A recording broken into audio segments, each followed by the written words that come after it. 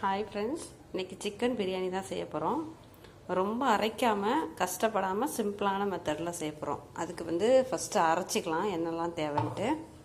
இந்த சிக்கன் வாங்கி வச்சுருக்கேன், சிக்கன் வாங்கி கழுவி வச்சுருக்கேன். இப்போ அரைச்சிக்கலாம். ஃபஸ்ட்டு ஒரு பச்சை மிளகாய், இஞ்சி பூண்டு,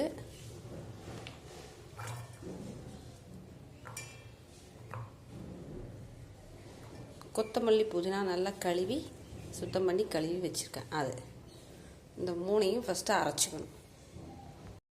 இப்படி குறப்பாக அரைச்சிக்கிட்டு 3 தக்காளி கட் பண்ணி வச்சுருக்கேன். இதையும் இதோடு சேர்த்து அரைச்சிடலாம்.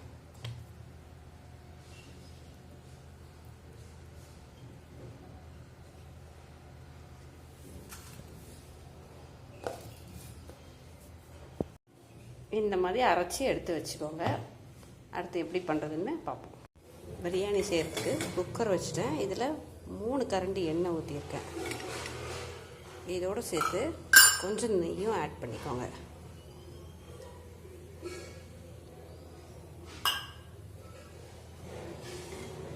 எண்ணெயும் நெய்யும் நல்லா சூடாகட்டும்.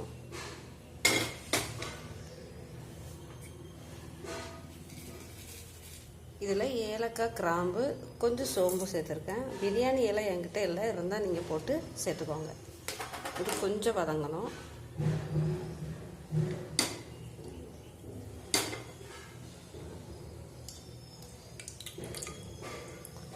லேசாக வதங்கினோன்னு 2 வெங்காயம் கட் பண்ணி வச்சுருக்கேன். இதே இதோட சேர்த்துக்கலாம்.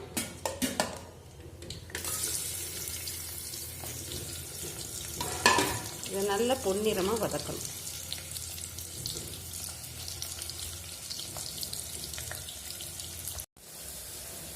வெங்காயம் நல்லா வதங்கிருச்சு பாருங்கள்.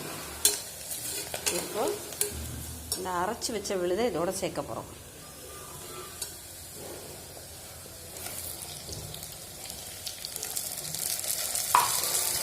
இதே நல்லா பச்சை வாசம் போகிற அளவுக்கு நல்லா வதக்கி விட்டுருங்க.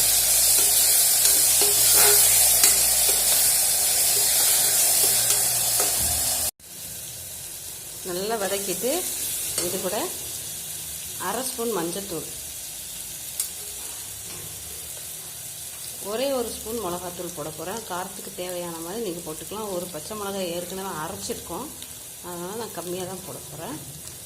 தேவையான அளவு உப்பு. உப்பு நான் கல் உப்பு யூஸ் பண்ணுறேன், நீங்கள் எந்த உப்புனாலும் யூஸ் பண்ணிக்கலாம். இதையும் நல்லா வதக்கிடுங்க.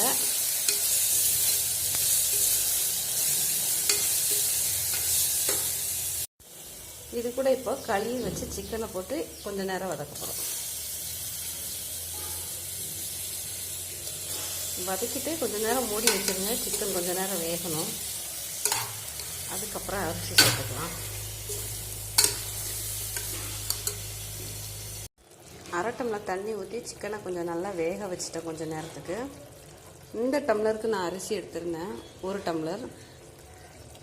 ஏற்கனவே இதில் 1/2 டம்ளர் தண்ணி இருக்கிறதுனால 2 டம்ளர் தண்ணி மட்டும் இதில் ஊற்ற போகிறோம்.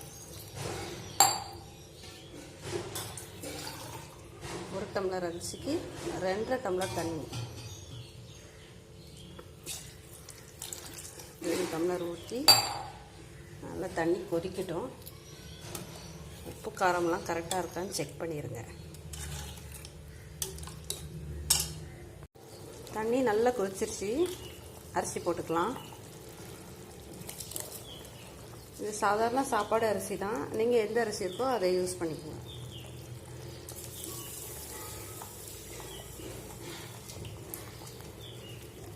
நல்லா தண்ணி வதக்கி போடுங்க.